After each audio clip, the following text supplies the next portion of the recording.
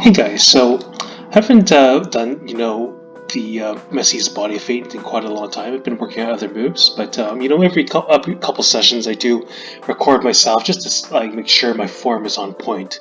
So I actually have two videos of me doing this, trying to correct myself. So I'll play Messi first. Here's me. Okay, so just to reiterate, some of the fine points of the dribble. You see, our leg, it's more or less, straight in line like that. It's not out this way. You see our right leg, it's kind of slanted outwards, and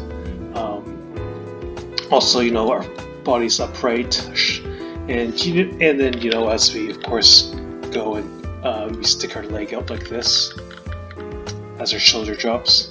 So those are pretty much the main points. So one thing I wanted to correct from the previous session is you see Messi's leg, it's kind of off the ground. Mine is still stuck on the ground on the moment of contact. And here's the point, after I touch the ball, it's not really off the ground. You see my leg is fairly straight like this. Now you see Messi after he touches it, you see it kind of like flails in the back and it's curved at the knee. So that was what I was trying to go for. So just a bit more of a hop up, and then hit the ball on the way down, and then try to flail that right leg back, being curved at the knee. So one thing I want to really emphasize is so I've been playing quite a few matches, and I find one aspect of the dribble that is quite one of the more significant points is is to do that hop and then try to hit the ball on the way down, or at least at the apex of that jump, because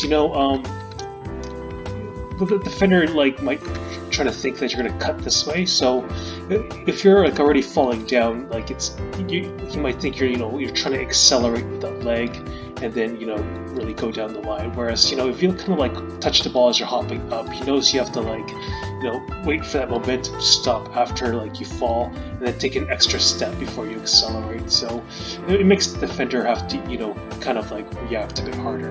Okay, so below is the second session of me trying to do this dribble, but trying to keep in mind of doing a bit more of a hop, and then as I touch the ball, kind of flailing my leg and being curved at the knee as I go back. So I'll just play me quickly.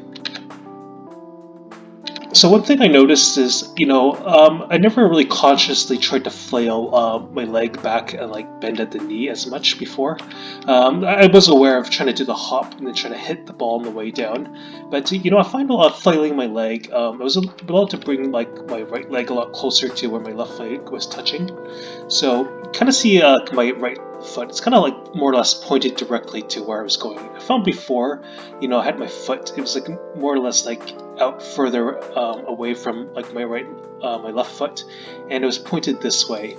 So it looked a little bit awkward, but it was 80 to 90% the same technique as Messi's, and during the game it did work pretty good. But I'm just trying to get that little extra better technique so it's perfectly matches Messi's, and I have a feeling this is a lot more convincing to the defender that I'll go one way. So this is the starting point before we take our last touch of the ball. So here's Messi's next frame, and mine, Messi, right before he's about to touch the ball. I'm a little behind, but see Messi's foot is already up.